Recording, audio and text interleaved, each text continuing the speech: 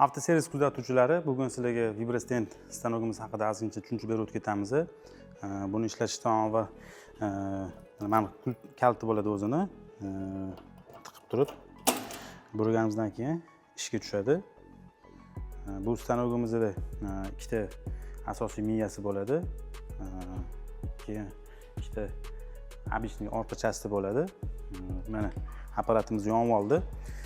Apparatimiz yonganda, birinchi yonganda mana bunaqa xitoycha yozib turadi. Ko'p stanoklarimizda ko'pchilik buni keyin qatiga qilaman, endi nima qilaman deb bosh qotib turganda, mana tepa o'ng burchagiga knopkani bosamiz va mana bu yerda 3 xil til turibdi. Buni biz mana o'zim ham tushunmayman xitoychani. Eng pastiga tushsangiz, mana rus tiliga o'tadi. Bo'ldi, mana endi stanogimiz ishlashga tayyor.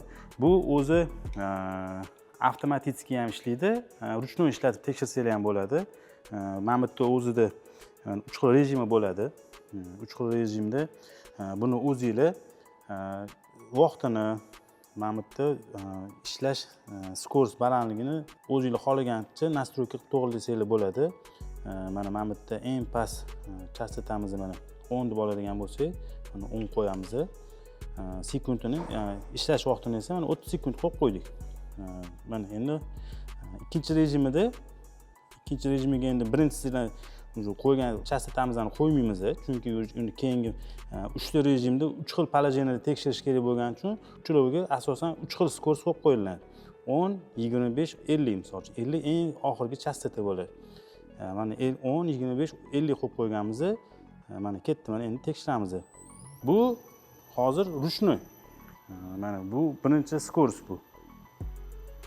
Keyingi оборотda tekshirmoqchi bo'lsanglar, endi kelasizlarda ikkinchi rejimni bosib tursanglar, mana tezlashdi.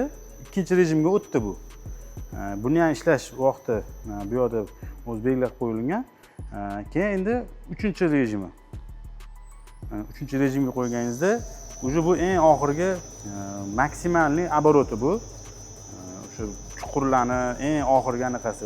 Birinchisida bilinmagan bo'lsa, qatida haydovchasini, qatida muammosini birinchi оборотda bila olmasangiz, ikkinchi rejimga o'tkazasiz.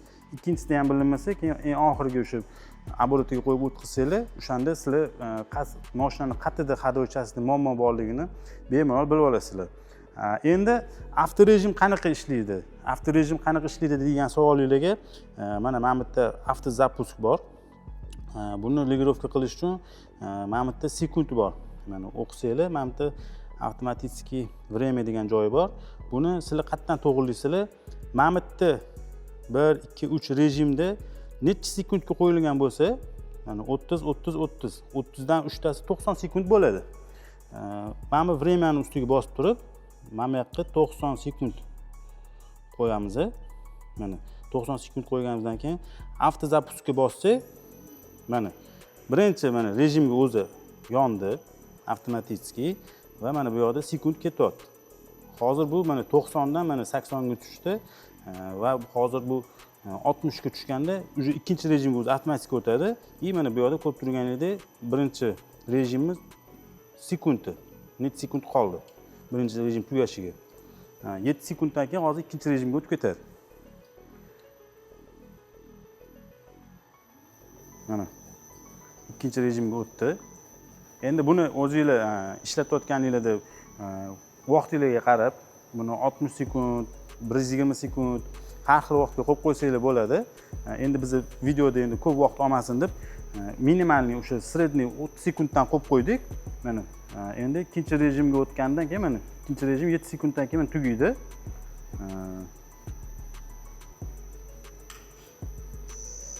Bo'ldi mana. Endi 3-rejimga o'tdi. Eng baland chastotasiga.